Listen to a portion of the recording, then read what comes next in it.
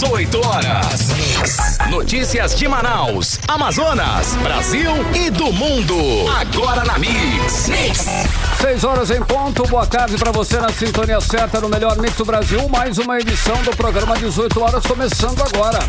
Karime Leão, boa noite. Boa noite, muito boa noite, Carlão. Boa. Obrigada pela sua companhia. Você sintonizado aqui em 100,7. Estamos juntos a partir de agora até às 7 da noite, aqui no programa 18 horas. E um salve para quem nos acompanha nas redes sociais no @18horasnews. 18 horas.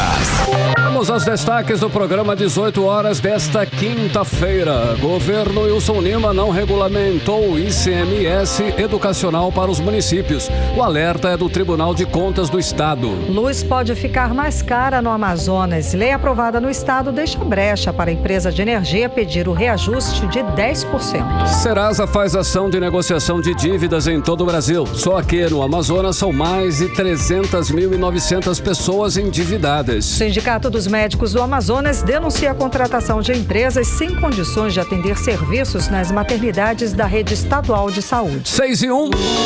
Você é o melhor Mix do Brasil, começando mais uma edição do programa 18 horas, os destaques do dia para você. Vamos juntos até às 7 da noite. Hoje é quinta-feira, 11 de agosto de 2022 e nós estamos no melhor Mix do Brasil. 18 horas.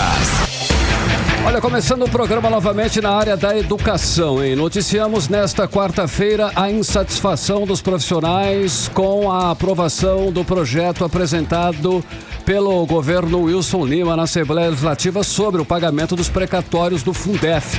A votação foi rápida e aprovada por unanimidade, Karime Leão. Exato, Carlão. E durante a sessão de ontem, os sindicatos dos profissionais em educação reivindicaram os direitos, gritando aí a frase governador caloteiro.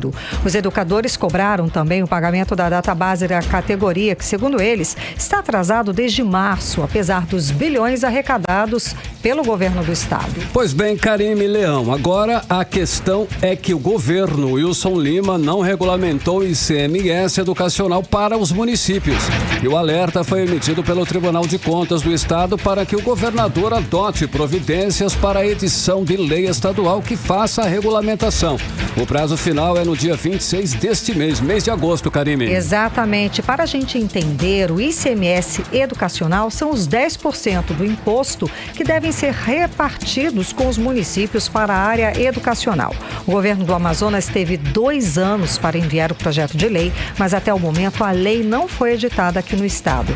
E a repórter Odineia Araújo explica para a gente melhor essa situação. A lei estadual que regulamenta o dispositivo que cria o chamado ICMS educacional precisa ser editada até o dia 26 de agosto. O ICMS educacional destina 10% do imposto estadual sobre circulação de mercadorias e serviços para serem repartidos com os municípios. A distribuição deve ser com base em indicadores de melhoria nos resultados da aprendizagem de cada município. O alerta assinado pelo secretário-geral de Controle Externo, Jorge Lobo, e pelo chefe do Departamento de Auditoria em Educação, Júlio Santos Viana, diz que o ICMS educacional representa um importante avanço na melhoria da educação do país, permitindo uma redistribuição dos recursos de financiamento da educação mais adequada, valorizando os municípios que zelam por resultados melhores. Conforme o Tribunal de Contas do Amazonas, o prazo de 2 anos dado ao governo para regulamentar o ICMS estudantil foi generoso.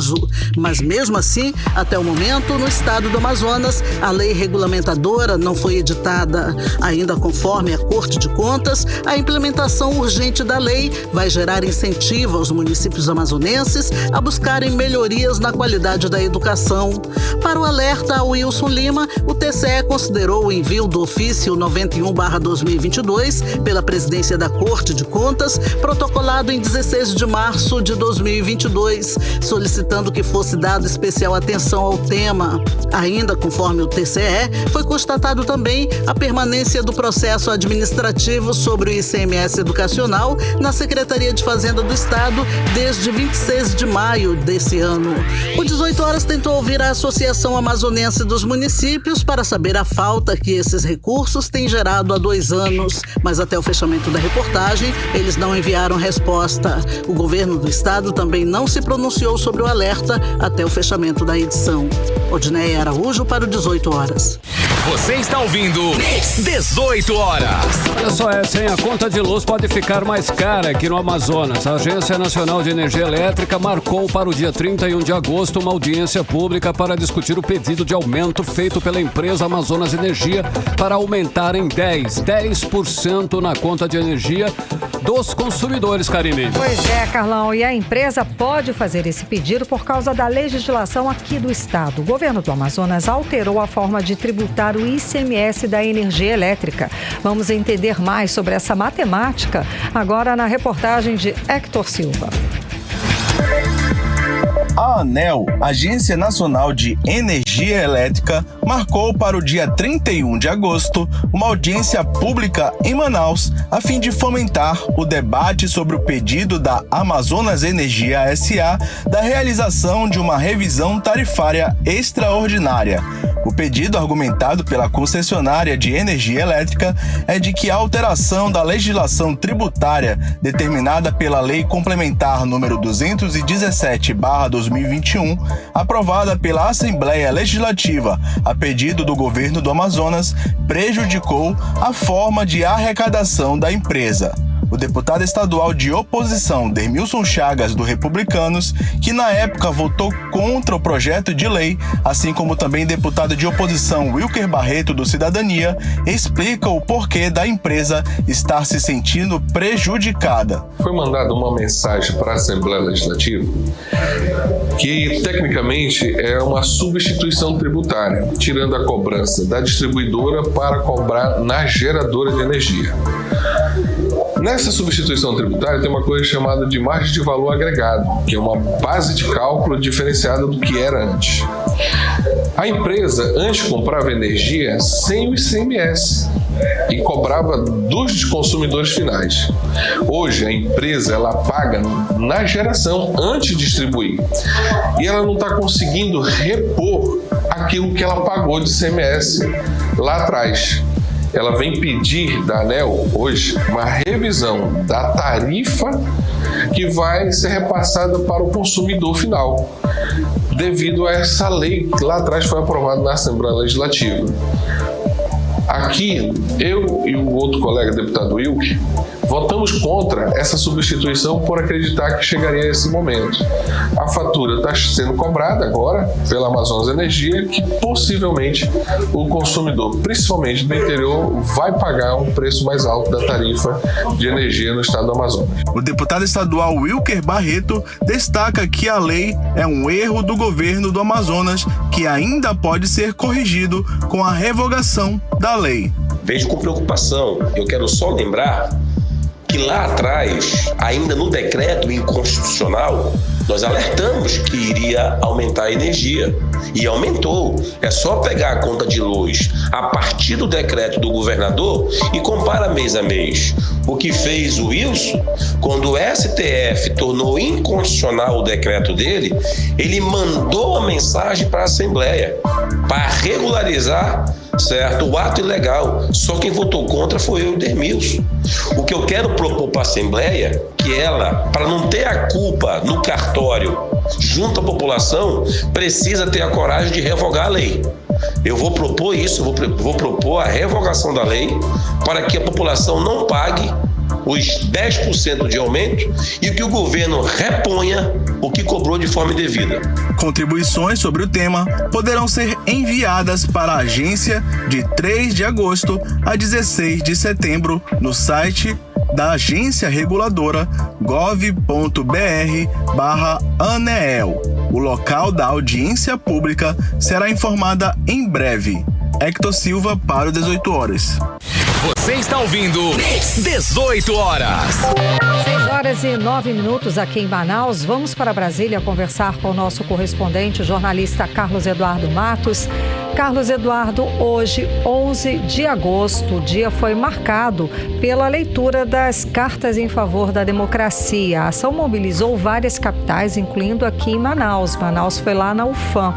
Bom, a carta de autoria da Universidade de São Paulo recebeu a assinatura de 950 mil pessoas. Cadu, conta mais pra gente a respeito desse dia 11 de agosto. Boa noite.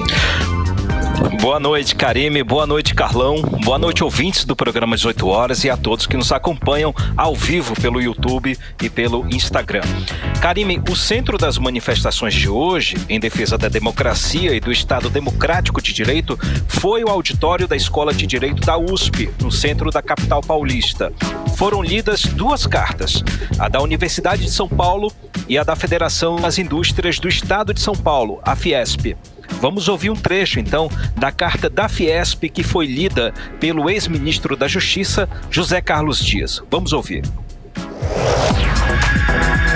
Hoje, mais uma vez, somos instigados a identificar caminhos que consolidem nossa jornada em direção à vontade da nossa gente, que é a independência suprema que uma nação pode alcançar. A estabilidade democrática, o respeito ao Estado de Direito e o desenvolvimento são condições indispensáveis para o Brasil superar os seus principais desafios. Este é o sentido maior do 7 de setembro deste ano. É importante que os poderes da República, Executivo, Legislativo e Judiciário, promovam de forma independente e harmônica as mudanças essenciais para o desenvolvimento do Brasil.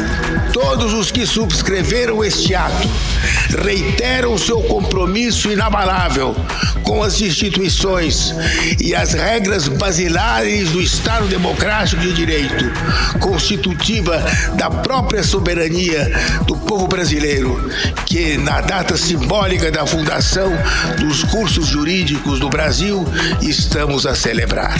18 horas. A gente acompanhou a fala do ex-ministro da Justiça, José Carlos Dias, que leu aí a carta da Fiesp em defesa da democracia. A gente acompanhou um trecho da leitura, né, Cadu? Exatamente, Karime. E como você disse, a carta da USP recebeu aí a assinatura de 950 mil pessoas e o apoio de 107 entidades da sociedade civil, associações empresariais, universidades, ONGs e sindicatos. Esse ato da USP em defesa da democracia foi escrita, Karime, após aquela reunião do presidente Bolsonaro com embaixadores de diversos países lá no Palácio do Alvorada, onde ele reforçou mentiras sobre a segurança das urnas eletrônicas. E claro, esse movimento ganhou aí contornos políticos com o apoio dos partidos de oposição e dos estudantes, que realizaram essas manifestações pacíficas, importante dizer isso, em 11 capitais brasileiras, incluindo Manaus, como você disse também. E em cada cidade foi feita a leitura de uma carta em defesa da democracia. Os partidos de oposição, Karime, tentaram hoje inflar os atos desse dia 11 de agosto. Dá aí um volume de público considerável no sentido de tentar contrapor os atos de 7 de setembro, que estão sendo programados aí pelo presidente Bolsonaro. A gente sabe que ele vem convocando seus apoiadores para, mais uma vez, defender o fechamento do STF, a volta do AI-5, entre outras pautas antidemocráticas. Então, o evento de hoje foi muito importante, vale ressaltar isso, mas teve um viés político e eleitoral, reagindo aí antecipadamente às manifestações bolsonaristas de 7 de setembro. E o presidente Bolsonaro vestiu a carapuça, Karime. Em vez dele apoiar a democracia e o Estado Democrático de Direito, ele hoje reagiu com ironia a essas manifestações. Ele escreveu assim no Twitter, abre aspas, hoje aconteceu um ato muito importante em prol do Brasil e de grande relevância para o povo brasileiro. A Petrobras reduziu mais uma vez o preço do diesel. Fecha aspas. É assim que ele reage a tantas manifestações. Karime e Carlão. Ei, Cadu, conta pra gente como foi esse encontro entre o presidente Jair Bolsonaro e o ministro Alexandre de Moraes do Tribunal Superior Eleitoral. Cadu. Bolsonaro deve ter engolido alguns muitos sapos nesse encontro, viu, Carlão? A reunião aconteceu na noite de ontem aqui em Brasília, fora da agenda oficial, e contou com a presença do ministro-chefe da Casa Civil, Ciro Nogueira, e também do ministro do STF, Ricardo Lewandowski. Ou seja, uma testemunha para cada lado, né? A ideia foi tentar, mais uma vez, estabelecer uma trégua entre os dois, porque a situação pode ficar ainda pior nos próximos dias, principalmente para o presidente Bolsonaro. Afinal, Alexandre de Moraes assume nessa segunda-feira que vem, dia 15, a presidência do TSE. Ele vai ser o mandatário das eleições no país. E o presidente Bolsonaro, que vem desde sempre criticando não só o trabalho do ministro, mas a pessoa do Alexandre de Moraes, parece que entendeu que vai ter que reduzir a temperatura, acabar de vez com as críticas que ele vem fazendo, né? E tem mais. Moraes foi sorteado para ser o relator do pedido de candidatura do presidente. E é ele quem vai analisar o patrimônio que foi declarado por Bolsonaro ao TSE. Então imagina a situação, a tensão nesse momento, né? E nessa reunião, Carlão, tentou-se aí criar um ambiente amigável, fumar o cachimbo da paz e, segundo assessores, o encontro até que foi positivo. Bolsonaro deu uma camisa do Corinthians de presente para Alexandre de Moraes, que em troca deu um convite para a posse dele do TSE. O cara tentou ser amigo, o outro foi lá e deu trabalho pro cara, imagina. Coringão. Foi um encontro que durou um pouco mais de uma hora, que teve um tom até que amistoso. Mas a gente sabe, Carlão, Bolsonaro é conhecido no meio político por morder a mão de quem ajuda. Mudando de assunto, Carlão, a rede social YouTube retirou do ar o vídeo daquele encontro do presidente Bolsonaro com embaixadores, que eu acabei de falar há pouco. O YouTube tomou essa atitude com base nas novas diretrizes dessa rede social, que envolve o combate a todos os conteúdos que alegam fraude eleitoral. E agora, falando sobre reajuste salarial do Poder Judiciário, Carlão, a gente falou sobre isso aqui no 18 Horas, que o STF vai encaminhar um projeto de lei solicitando reajuste de 18% aos servidores do Poder Judiciário, incluindo aí os ministros do STF, que passarão a receber R$46 mil se esse projeto for aprovado. Há um movimento, Carlão, dentro do Congresso Nacional, de pegar carona nesse reajuste. Os parlamentares do Centrão querem apresentar um projeto de decreto legislativo solicitando também reajuste dos salários aos deputados federais e senadores. Então imagina, efeito cascata, se isso for aprovado... Efeito cascata.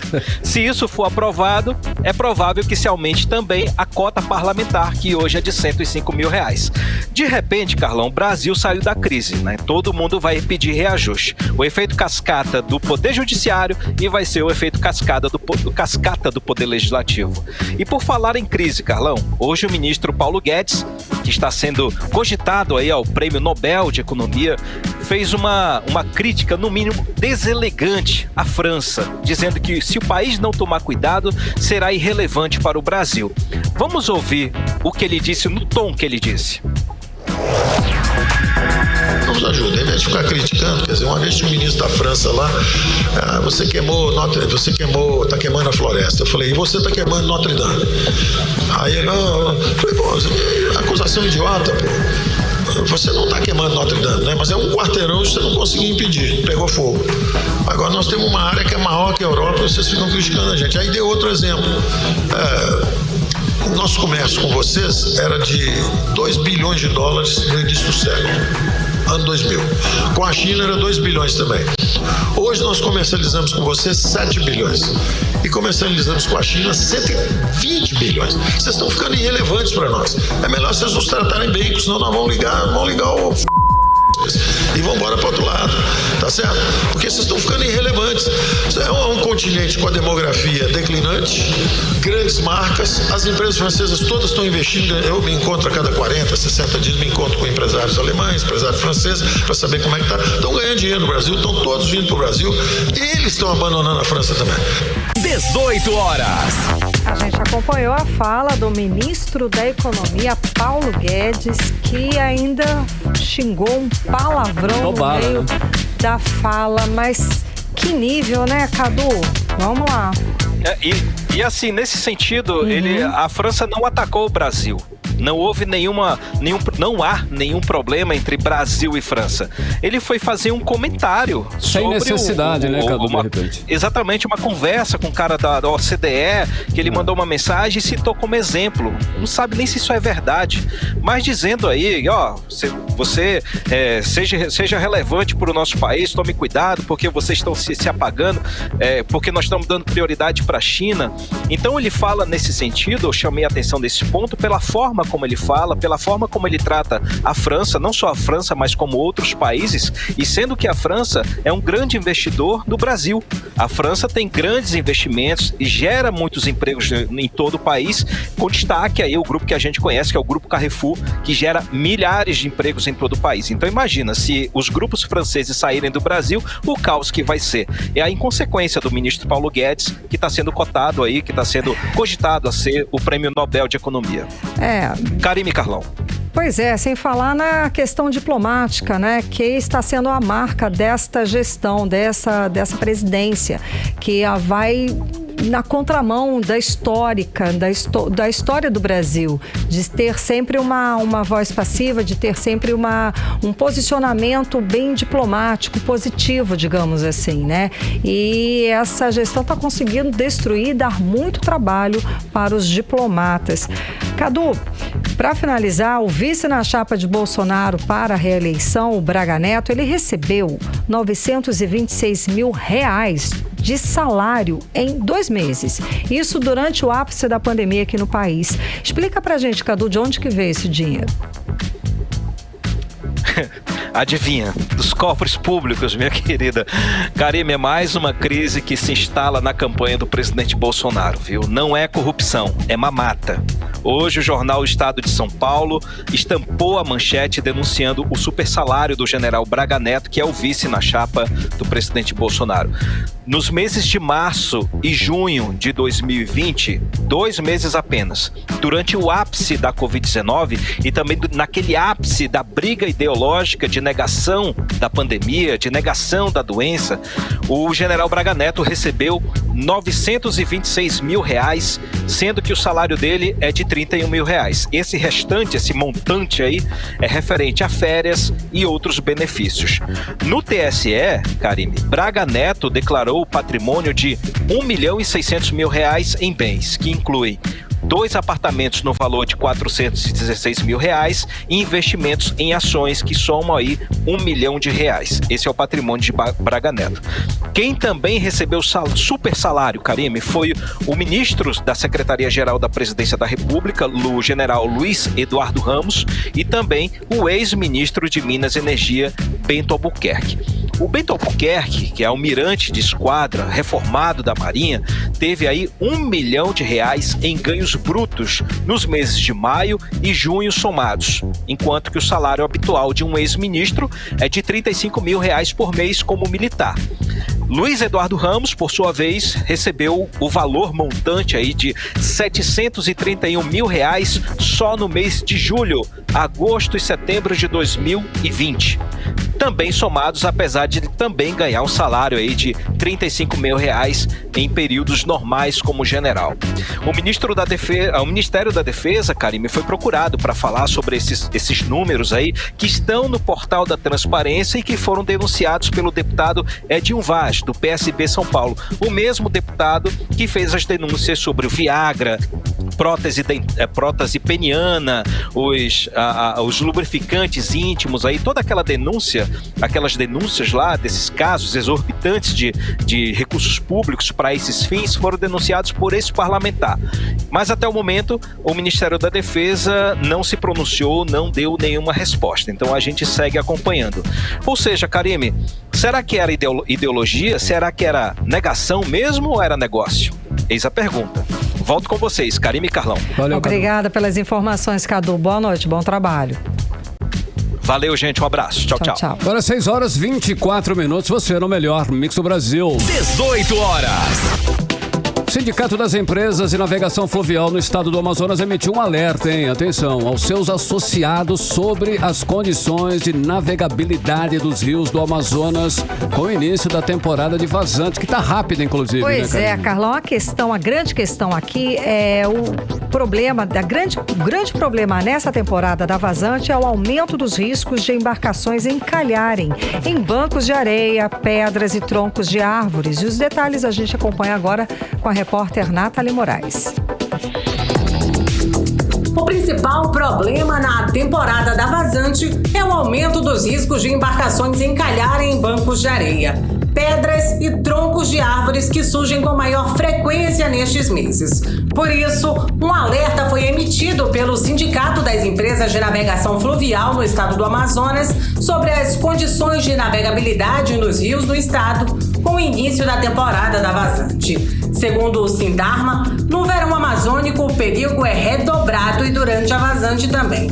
O tempo das viagens chega inclusive a dobrar em alguns trechos como Manaus, Porto Velho, por conta da necessidade de navegar em canais nos rios. O vice-presidente do sindicato, Madison Nóbrega, explica que são passadas as orientações aos associados para manter os treinamentos da tripulação e a manutenção dos equipamentos de monitoramento e segurança. Nos rios da Amazônia, tende a prejudicar com aumento de tempo na navegação e aumento de consumo no transporte pelo fato da baixa dos rios na região. Também gostaria de destacar que a Autoridade Marítima emitiu um documento proibindo a navegação nos rios no período noturno para evitar futuros acidentes. Segundo o Sindarma, quando o rio está em volume normal ou cheio, as embarcações podem passar em linha reta com uma velocidade maior. Com os canais mais fundos que surgem durante a seca, o percurso é feito em zigue-zague, o que pede um cuidado maior dos capitães e amplia o tempo da viagem. Além das dificuldades naturais, durante a temporada de vazante, os grandes comboios transportadores de cargas de combustíveis não podem navegar à noite, por conta da legislação dos órgãos do setor aquaviário para evitar ocorrências e acidentes. O comandante da Marinha do Brasil, Felipe Alzier, chama a atenção sobre a superlotação nos barcos nesse período de vazante. O excesso de passageiros e cargas, visando a segurança da navegação e a salvaguarda da vida humana. E também alertando os passageiros para que procurem buscar embarcações que estão regularizadas na Marinha. O período da vazante pode impactar também no custo do frete para grãos, fertilizantes, combustíveis, entre outros produtos básicos de Manaus ao interior e também a outros estados. O Sindarma diz que as balsas devem reduzir a quantidade de carga transportada até o fim do mês de outubro por conta da profundidade e estreitamento dos rios da Amazônia. Nathalie Moraes para o 18 horas. Você está ouvindo 18 horas. Em Manaus são 6 horas e 27 minutos. Você está no melhor mix do Brasil. Programa 18 horas. Os destaques do dia para você até às 7 da noite. Olha só, daqui a pouquinho você confere aqui no 18 horas. O Sindicato dos Médicos do Amazonas denuncia a contratação de empresas sem condições de atender serviços nas maternidades da rede estadual de saúde. Esse é um dos nossos assuntos em instantes para você. 18 horas.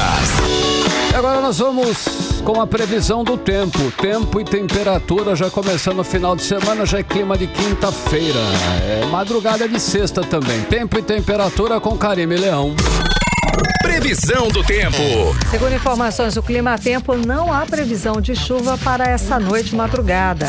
A mínima prevista é de 25 graus, a máxima não deve passar dos 33 graus.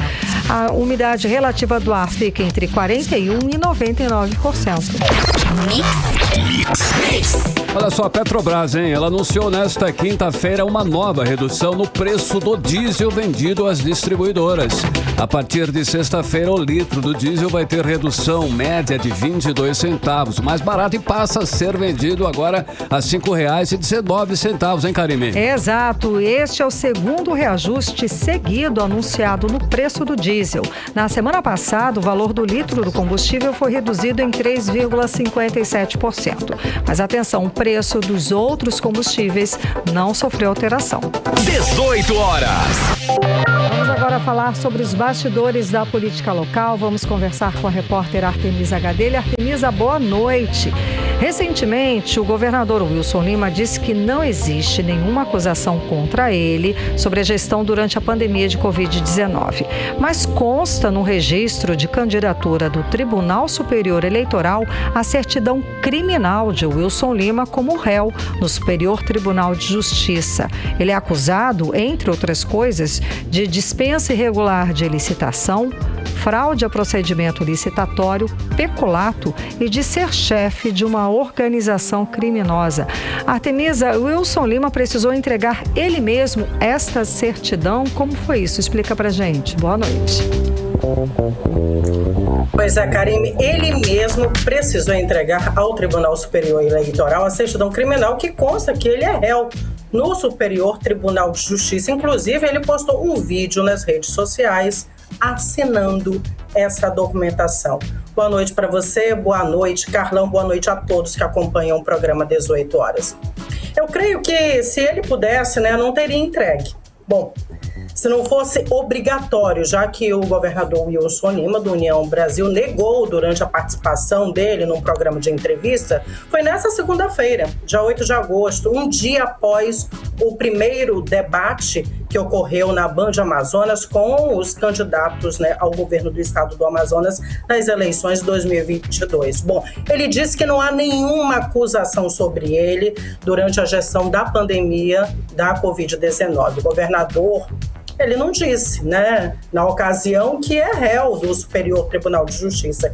Inclusive, vai fazer um ano em setembro que ele se tornou réu. E por qual motivo? Você mesmo, durante o início aí dessa participação, você falou por compra superfaturada, de ventiladores pulmonares numa loja de vinhos, por chefiar uma organização criminosa, por peculato, por embaraço das investigações, enfim. E essas informações, Karime, não sou eu quem está dizendo, não é você, mas a Polícia Federal, processo do Ministério Público Federal, indícios apurados, inclusive, na Operação Sangria.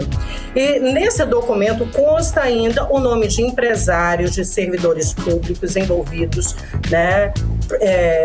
nesse crime, crime praticado contra a administração em geral. As acusações, nessas acusações. Dessas acusações. Inclusive, se você estiver acompanhando aí no Instagram e no YouTube, vai acompanhar o registro da candidatura de Wilson Lima. Nesse momento, a produção deve estar colocando aí, no Instagram e no YouTube também. E ainda a certidão criminal de foro por prerrogativa de função. Nós marcamos, inclusive, o nome do governador Wilson Lima em vermelho. Então, a certidão mostra o contrário das declarações do governador Wilson Lima. É aquela coisa, muitos gestores públicos estão confiantes no esquecimento do povo. Será que o povo está esquecendo mesmo? Karime, Carlão. Ei, Artemisa, olha só, o candidato a governo do Amazonas, o Ricardo Nicolau do Solidariedade, também registrou a candidatura, certo, ao governo aí. Você, por acaso, apurou também o registro aí dos candidatos ao Senado? Tem alguma novidade pra gente com relação a esse assunto, Artemisa? Com certeza, Carlão. Ontem nós falamos do registro, acabamos de falar, inclusive, do governador Wilson Lima, do União Brasil. Falamos também ontem de Eduardo Braga, do MDB, e ainda Carol Castro, do PDT. Nesta quinta foi a vez do registro de Ricardo Nicolau, do Solidariedade. Sobre a declaração de bens dele, ele tem um total declarado de R$141 mil. O que ele declarou? Um veículo automotor terrestre no valor de R$27 mil, ações, inclusive aquelas ações provenientes de linha telefônica no valor de R$45 mil e um veículo automotor no valor de R$69 mil. Não declarou casa, nenhuma conta bancária. Bom, o Wilson Lima pelo menos tem R$1, na conta bancária dele. Bom, Ricardo Nicolau, todos nós sabemos, o empresário no ramo da saúde. Enfim, já que você também falou do registro, dos candidatos ao Senado, agora vamos então para os candidatos ao Senado. como você perguntou no início, né? Nós temos o registro aí de 3 candidatos, começando pelo Elisandro Amorim Bessa, do Solidariedade, declarou um total de 191 mil. E aí ele tem um apartamento no valor de um pouco mais de 11 mil reais, um veículo automotor de 160 mil reais e outro veículo também no valor de 20 mil reais. Também não consta imóvel e também nenhuma conta bancária. Luiz Castro, do PDT, declarou 836 mil, um total de bens de R$ 836.627,79. E aí a lista é um pouco mais extensa, né? Em apartamentos, terrenos, enfim, conta bancária, poupança. Praticamente eu creio que ele tenha declarado tudo ali. Omar Aziz, também candidato, né, ao Senado, declarou um total de 990 mil reais, um pouco mais de 990 mil reais. Ele só declarou um terreno de 320 mil reais e uma casa no valor de 670 mil reais. Também não declarou carro, nenhuma conta bancária, nem investimentos, enfim. E aí, Carlão, Karime e ouvintes, eu fiquei me perguntando sobre essas declarações. Por que tem muita coisa que não está batendo aí, né? Não bate, por exemplo, com as declarações do imposto de renda. Então, eu conversei com o promotor de justiça, Wesley Machado, sobre essas declarações. Tem candidato, né, que não tem nem conta corrente, pelo menos não está declarando aí. E valores estranhos, como nós vimos ontem, né, na declaração do governador Wilson Lima, R$1 na conta dele. Então vamos acompanhar o que o promotor Wesley Machado, ele que é do Comitê Amazonas de Combate à Corrupção, o que ele tem para dizer em relação a isso. Há entendimento do Tribunal Superior Eleitoral de que o fato da apresentação de uma declaração de bens à Justiça Eleitoral diversa da declaração dos bens feita por esse candidato à Receita Federal, isso não pode ser considerado um crime, não é considerado crime de falsidade ideológica eleitoral. Na verdade, o TSE entende que nem é competência da Justiça Eleitoral aferir se a declaração de bens é efetivamente correspondente aos bens que foram apresentados ou pelos bens que são possuídos por um determinado candidato. Tem-se aqui um requisito que, se o candidato não apresenta a declaração de bens, é caso de indeferimento do registro de candidatura. Mas se a declaração de bens efetivamente apresentada tem uma incompatibilidade com a realidade, a Justiça Eleitoral diz que não é papel dela, a Justiça Eleitoral, fazer a fiscalização dessa incongruência entre a realidade e a declaração de bens. 18 horas.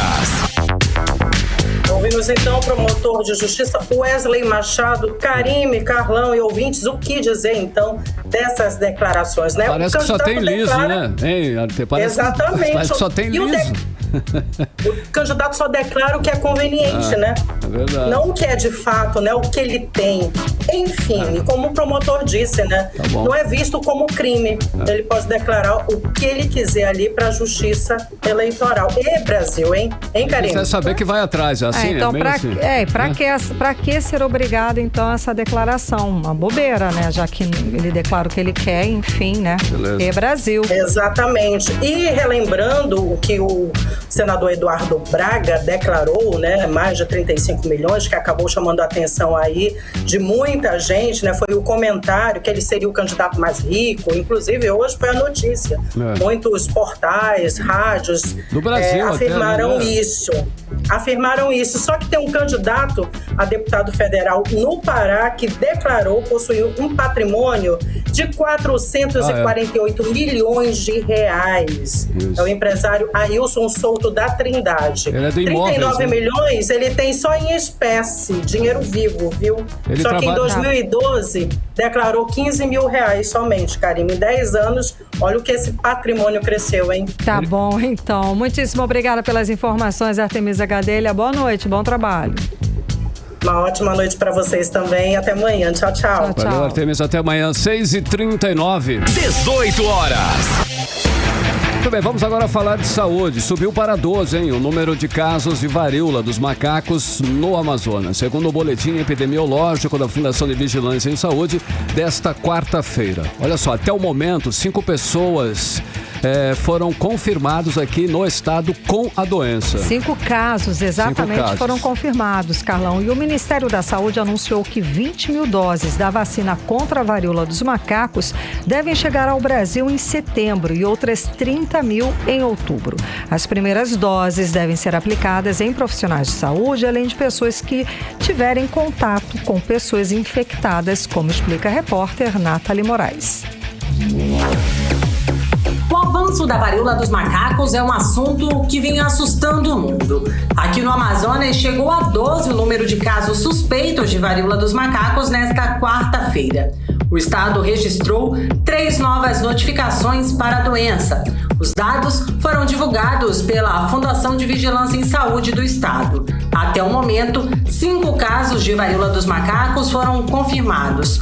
12 suspeitos em investigação pelo Centro de Informações Estratégicas de Vigilância em Saúde de Manaus e 5 casos já foram descartados após exame laboratorial, como explica a coordenadora do CIEVS Manaus, Josielen Amorim. Até o dia 9 de agosto foram confirmados 5 casos laboratorialmente. Desses 5 casos, todos apresentaram histórico de viagem para outro estado. Inclusive, 2 ainda encontram-se em outro estado. 5 casos foram descartados também através de exame laboratorial e 9 casos estão suspeitos. Bruno Almeida é um dos casos confirmados para a doença. O publicitário precisou fazer uma viagem em julho para São Paulo, mas o cansaço que ele sentiu durante a viagem logo se tornou uma preocupação. O manauara testou positivo para monkeypox e só desconfiou que estava com a doença após as bolhas surgirem na pele.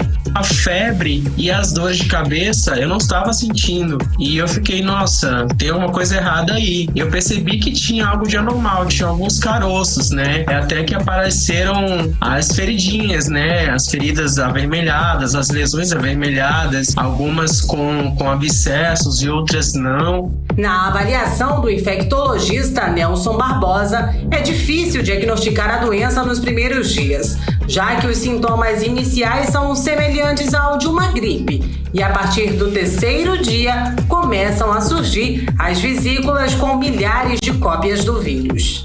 As 2 lesões principais dela é o linfonodo, aumentado na região cervical, e as vesículas, que tem inicialmente um conteúdo translúcido, depois fica igual a um pus e depois estoura, fica uma úlcera. Dá em todo o corpo, nas nádegas, tórax anterior, posterior, couro cabeludo. Segundo o especialista, alguns cuidados são necessários, principalmente com a higiene. O uso da máscara, por quê? Porque ela é de transmissão pelo ar.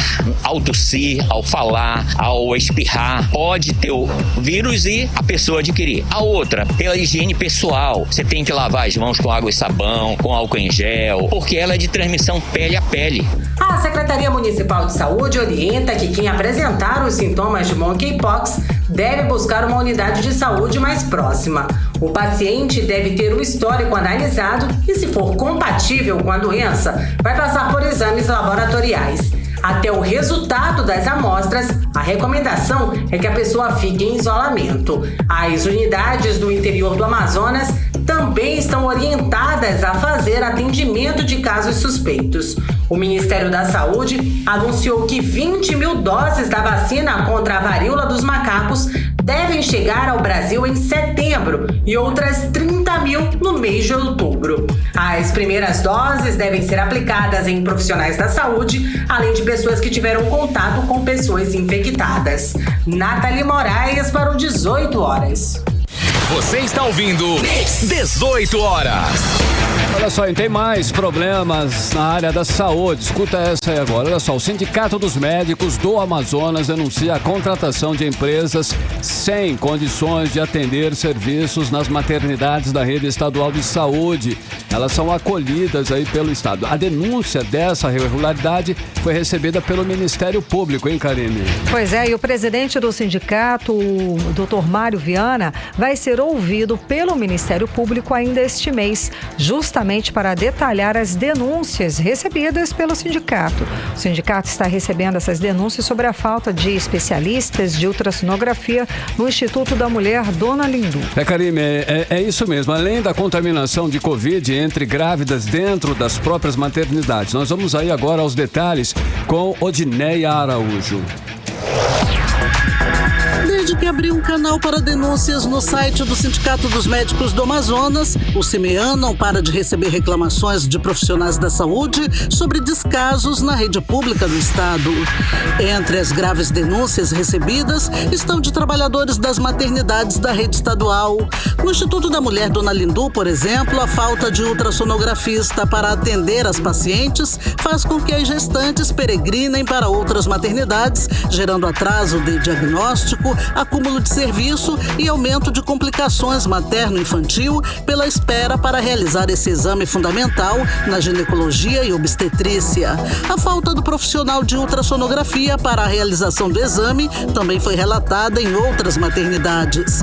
O presidente do CIMEAN, Mário Viana, classificou como grave as denúncias porque a empresa que venceu a última licitação por lote para o serviço de ultrassonografia não tinha profissionais suficientes para atender as unidades de saúde e, mesmo assim, sem comprovar capacidade para executar o serviço, ganhou a licitação de acordo com o médico. A empresa que ganhou uma licitação, recente para prestar serviços de ultrassonografia é uma empresa que não tem o corpo clínico, em quantidade e qualidade adequado, para atender às demandas não só do Instituto da Mulher, mas também de outras unidades materno-infantil.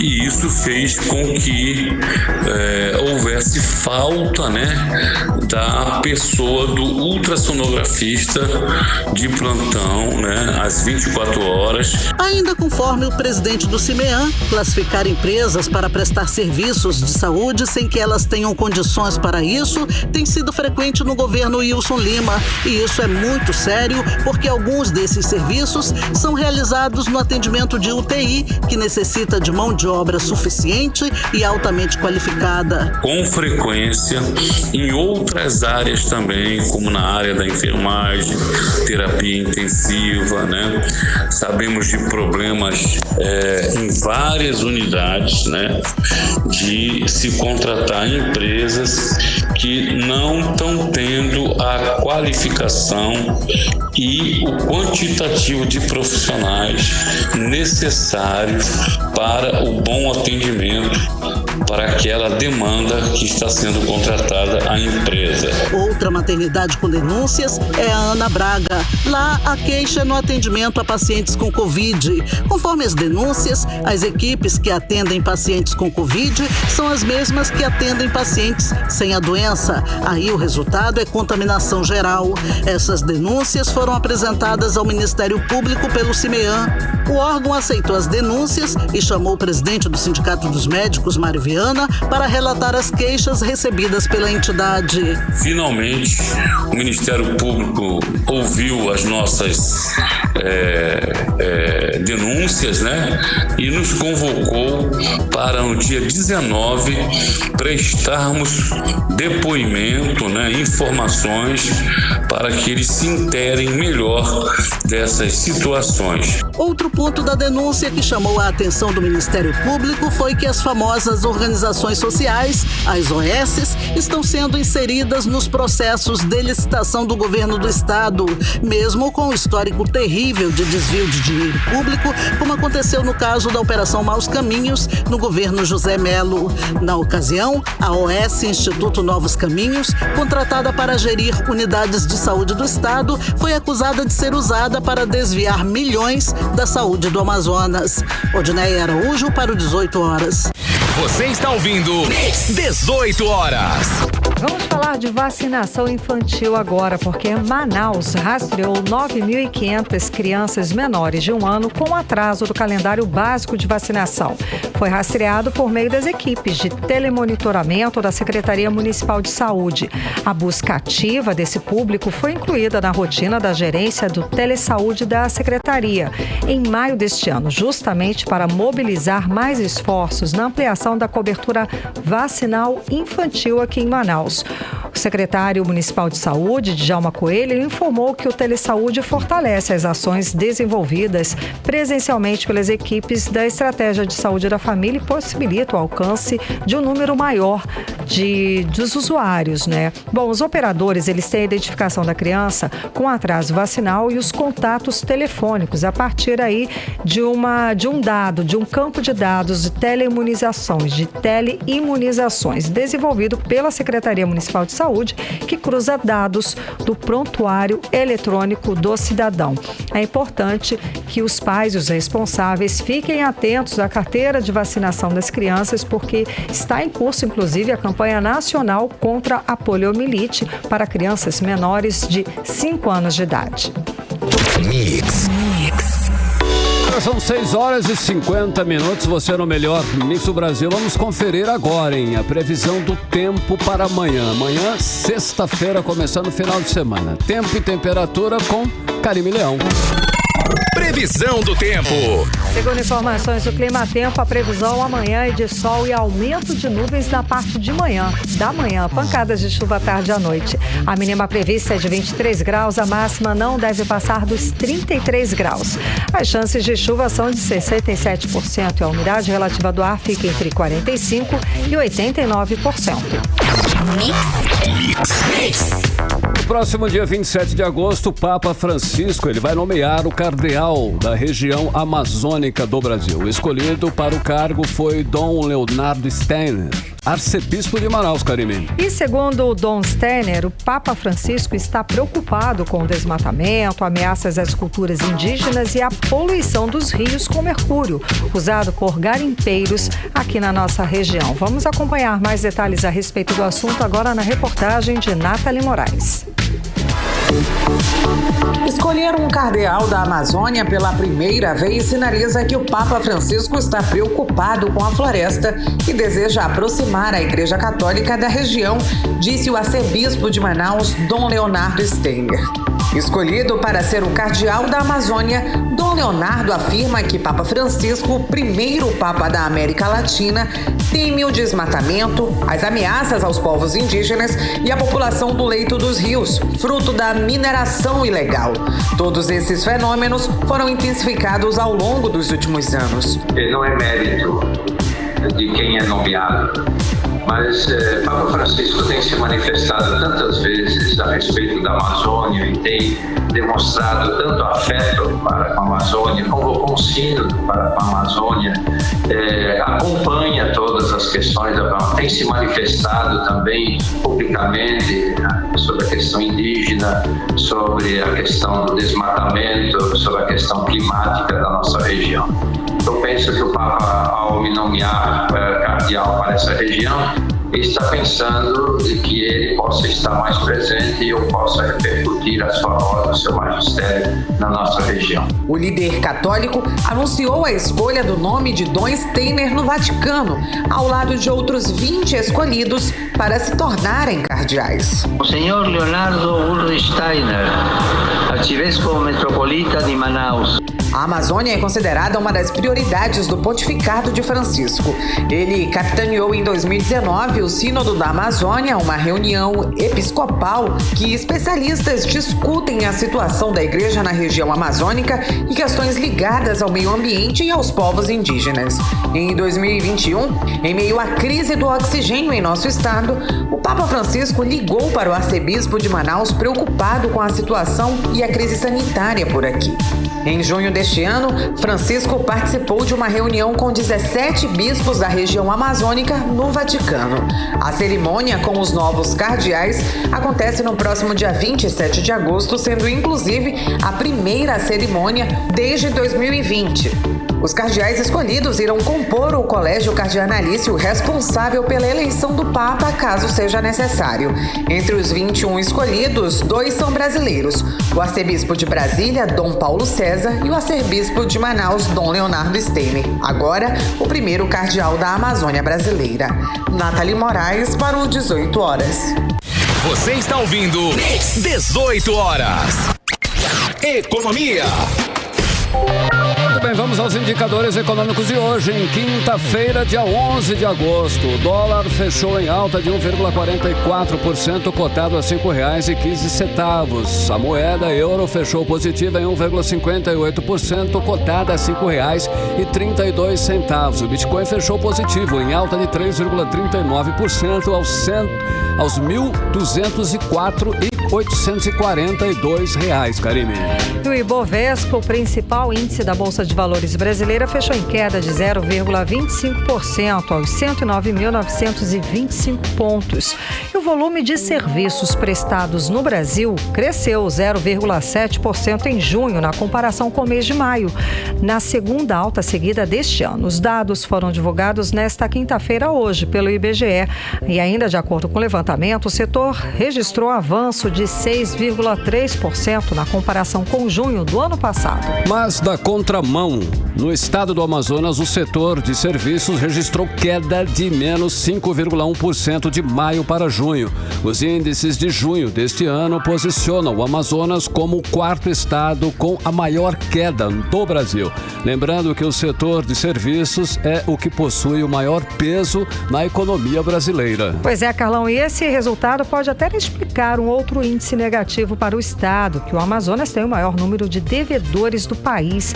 Mais da metade da população está com dívidas que somam mais de 3 bilhões de reais. Bom, se você faz parte desse grupo, talvez essa seja a sua chance de renegociar essas dívidas em atraso. Serasa faz ação de negociação de dívidas. Vale para todo o Brasil. O anúncio foi feito nesta quarta-feira e conta com a parceria de 45 outras empresas de diversos setores. É isso aí, Karime. Olha só, a ação acontece durante todo o mês de agosto. Em todo o país, mais de 80 milhões de brasileiros têm débitos para renegociar. No Amazonas, pelo menos 300.900 pessoas estão com dívidas. As negociações podem ser feitas pelos canais digitais da Serasa e principalmente nas mais de 6.000 agências dos Correios distribuídas pelo Brasil afora. O repórter Héctor Silva traz os detalhes sobre essa ação e dicas de especialistas para organizar aí as suas contas. Vamos acompanhar agora na reportagem de Héctor Silva. Em parceria com 45 empresas, a Serasa está oferecendo uma ação com condições especiais durante todo o mês de agosto. O Serasa Limpa Nome disponibilizou este ano mais de 80 milhões de débitos para renegociação no país, que podem ser parcelados em até 36 vezes sem juros, sendo 1.254.375 dessas dívidas na região norte e 300.943 dívidas no Amazonas. Segundo o gerente da Serasa, Tiago Ramos, esta é uma ação inédita, feita para quem tem familiaridade com tecnologia e para quem também não tem. A Serasa está oferecendo condições inéditas de parcelamento no mês de agosto. São mais de 80 milhões de dívidas de 45 empresas em até 36 vezes sem juros. É a maior ação desse tipo na história do país. Para participar, basta acessar os nossos canais digitais, o site serasa.com.br ou baixar o nosso aplicativo Serasa. E quem não tem afinidade com o computador ou celular também não fica de fora. Pode ir a qualquer agência dos Correios de todo o país que terá acesso às mesmas condições de negociação e parcelamento e já pode até sair com o boleto na mão para pagar. Essa ação surgiu depois de a Serasa ouvir mais de 2.000 brasileiros em todo o país que revelaram que os dois fatores mais importantes na negociação de uma dívida são o desconto e o parcelamento sem juros. E é muito importante ressaltar que ao negociar uma dívida e pagar a primeira parcela dela, essa dívida já sai do seu nome. Apesar da oportunidade, a educadora financeira Glauci Galúcio explica que é preciso ter calma ao analisar as propostas, já que é preciso também guardar parte do dinheiro para pagar vencimentos futuros e não entrar em outra bola de neve. O primeiro passo, a primeira consideração é não se precipitar, ter muita calma em tudo que for fazer, se organizar, fazer uma lista de prioridades, o que você tem para pagar, suas contas. Entre as empresas com propostas estão diversas lojas de varejo, supermercados, bancos, empresas de empréstimo, entre outras. A lista completa com os nomes das empresas cadastradas está disponibilizada no site serasalimpanome.com.br. Hector Silva para o 18 horas. Você está ouvindo 18 horas. Às 6 horas e 59 minutos, seguimos para o Editorial 18 horas. Editorial 18 horas. É no mínimo grave o alerta do Tribunal de Contas nesta quarta-feira para que o governo do Amazonas regulamente o chamado ICMS educacional. E fica ainda mais grave quando o TCE informa que foi dado prazo de 2 anos e nada foi feito. O ICMS educacional significa muito mais dinheiro para os municípios utilizarem na melhoria da qualidade do ensino. A implementação atrasada no Amazonas é urgente. O prazo encerra no próximo dia 26, daqui a 15 dias. Se nada for feito, mais uma vez ficará a imagem da falta de compromisso do governo com a educação dos jovens no Amazonas. E isso precisa ser informado para que todos na capital e no interior fiquem sabendo. 18 horas. 7 em ponto, Karime, finalizando mais uma edição do 18 horas. Boa noite. Boa noite, obrigada pela companhia, um beijo e até amanhã. Até amanhã, continue bem, continue em 100,7. Você ouviu 18 horas. As notícias do Brasil e do mundo. De volta amanhã.